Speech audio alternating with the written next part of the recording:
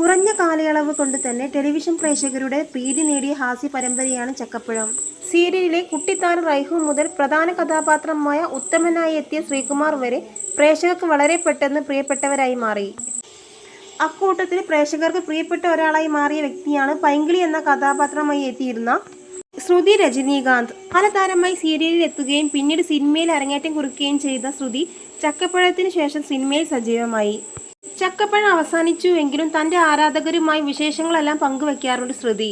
അത്തരത്തിൽ കുറച്ച് നാളുകൾക്ക് മുമ്പ് ഇൻസ്റ്റഗ്രാമിലൂടെ ആരാധകരിൽ ചിലർ ചോദിച്ച ചോദ്യങ്ങൾക്ക് ശ്രുതി നൽകിയ മറുപടിയാണ് ശ്രദ്ധിക്കപ്പെടുന്നത്. വീഡിയോ തുടങ്ങുമ്പോൾ തന്നെ ചക്കപ്പഴം നിർത്തിയോ എന്ന് ഇനി ആരും ചോദിക്കേണ്ടെന്നും നിർത്തിയെന്നും പറഞ്ഞാണ് ശ്രുതി ആരംഭിച്ചത്. ശേഷം സൗഹൃദം, പ്രണയം എന്നിവ വഴി ഉണ്ടായിട്ടുള്ള വിഷമങ്ങളെ മറികടക്കുന്നതിനുള്ള മാർഗങ്ങളും വിഷാദാവസ്ഥയിൽ എത്തിയതിനെ കുറിച്ചുമെല്ലാമാണ് ശ്രുതിയോട് ഏറെയും പേർ ചോദിച്ചിട്ടുള്ളത്.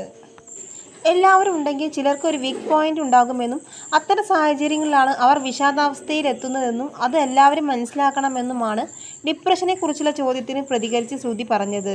പിന്നീട് സൗഹൃദവും പ്രണയങ്ങളും മുന്നോട്ട് കൊണ്ടുപോകുമ്പോൾ ശ്രദ്ധിക്കേണ്ട കാര്യങ്ങളെക്കുറിച്ചാണ് ശ്രുതി സംസാരിച്ചത്. റിലേഷൻഷിപ്പിൽ മാത്രമല്ല, ഫ്രണ്ട്ഷിപ്പിലും ഹണിമൂൺ പീരീഡ് ഉണ്ട്.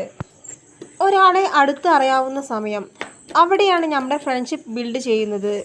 ചിലരോട് അകലം പാലിച്ചാലേ അവർ നമുക്ക് വേണ്ടി എന്തൊക്കെ ചെയ്തിട്ടുണ്ടെന്നും അവർക്ക് നമ്മൾ ആരായിരുന്നുവെന്നെല്ലാം മനസ്സിലാകൂ. അവർക്കും അതെല്ലാം മനസ്സിലാക്കാൻ അകലം പാലിക്കുന്ന സമയത്ത് കഴിയും.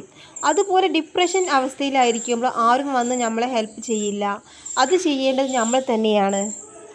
ചിലർക്ക് അങ്ങോട്ട് സ്നേഹം കിട്ടിക്കൊണ്ടിരിക്കണം, തിരികെ കൊടുക്കുന്നതിനെ പറ്റി ചിന്തിക്കാറില്ല. അതുപോലെ സഹാനുഭൂതിയുള്ള മനസ്സുണ്ടെന്നതിൻ്റെ പേരിൽ വേദനകൾ അനുഭവിക്കേണ്ടി വരുമ്പോൾ വിഷമിക്കേണ്ടതില്ല. ഇപ്പോൾ വളരെ കുറച്ച് ആളുകളിൽ മാത്രമേ എമ്പതിയൊക്കെയുള്ളൂ. അതുകൊണ്ട് എമ്പതിയുണ്ട് എന്നതിൽ അഭിമാനിക്കുകയാണ് വേണ്ടത്. പബ്ലിക് ഈവൻറ്റിൽ ഉണ്ടായ മോശം അനുഭവങ്ങളുടെ പേരിൽ റിയാക്ട് ചെയ്യേണ്ട അവസ്ഥ വന്നിട്ടുണ്ടോ എന്ന് ഒരാൾ ചോദിച്ചിരുന്നു. അതിന് വ്യക്തമായ മറുപടി ശ്രുതി നൽകി. സ്റ്റാറ്റസിലേക്ക് വന്നതിന് ശേഷം അത്തരമൊരു അവസ്ഥ ഇതുവരെ വന്നിട്ടില്ല. അതിനു മുമ്പ് ഉണ്ടായിട്ടുണ്ട്. ഒരിക്കൽ അമ്പലത്തിൽ പോയപ്പോൾ ഒരാളിൽ നിന്ന് ബാഡ് ടച്ച് എക്സ്പീരിയൻസ് ഉണ്ടായി. ഉടനെ അയാളുടെ കൈ പിടിച്ച് തിരിച്ച് ഓടിക്കുകയാണ് ചെയ്തത്.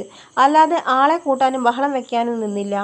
കോളേജ് ടൈമിൽ പ്രതികരിക്കേണ്ട അവസ്ഥ വന്നിട്ടുണ്ടെന്നാണ് ശ്രുതി പറഞ്ഞത്. ഡിപ്രഷൻ അടക്കമുള്ള ഘട്ടങ്ങൾ താണ്ടി വന്ന വ്യക്തി കൂടിയാണ് ശ്രുതി രജനീകാന്ത്.